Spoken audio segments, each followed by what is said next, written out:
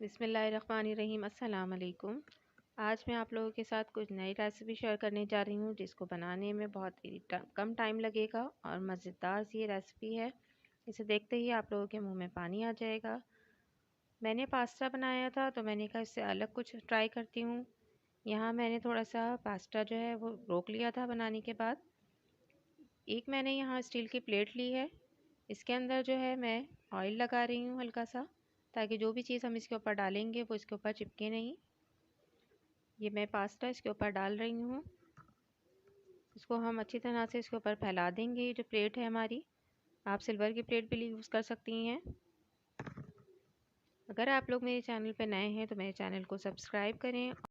अगर आप लोगों को मेरी रेसिपी पसंद आए तो आप लोग मुझे ज़रूर बताइएगा, ट्राई करें इसको, ताकि मैं आप लोगों के लिए नई नई अच्छी अच्छी रेसिपीज़ ला सकूं, आप लोगों के साथ शेयर कर सकूं। और आप लोग मुझे कमेंट्स में ज़रूर बताइएगा कि आप लोगों को कैसी लगती हैं।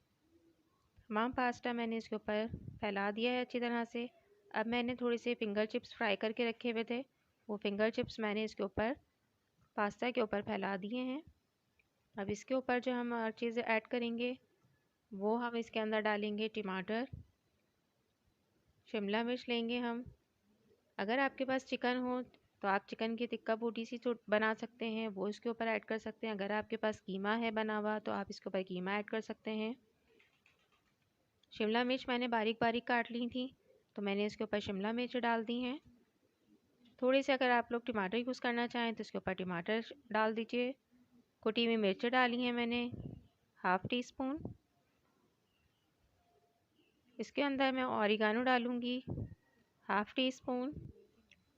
ऑरिगानो डालने के बाद मैं यहाँ पर लूँगी एक और चीज़ जो कि है मोज़रेला चीज़ और चेडर चीज़। यहाँ मैंने हाफ़ हाफ़ लेके दोनों को मिक्स कर लिया है और ये मैं इसके ऊपर जो है डाल दूँगी। जितनी चीज़ आप इसके ऊपर डालेंगे उतने ही मज़ेदार सा ये आपका बन के पिज़्ज़ा तैयार हो जाएगा।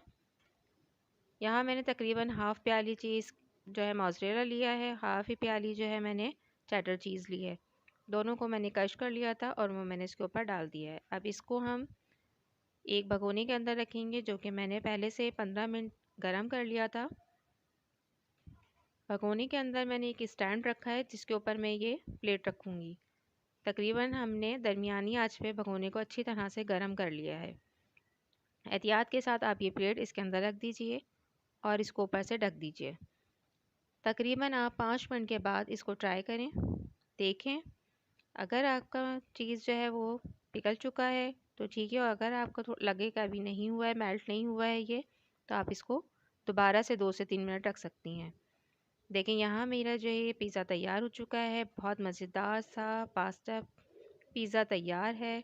देख के मुंह में पानी आ रहा है कि जल्दी से इसको खा लिया जाए। इंशाल्लाह आप लोगों को भी बहुत मज़ेदार सा लगेगा। कुछ नया ट्राई किया था तो मैंने सोचा आप लोगों के साथ ट्राई करूं। आप लोग भी ट्राई करें। अगर आप लोगों को अच्छा लगे तो मुझे कमेंट्स में ज़रूर बताइएगा। अल्लाह हाफ़िज़।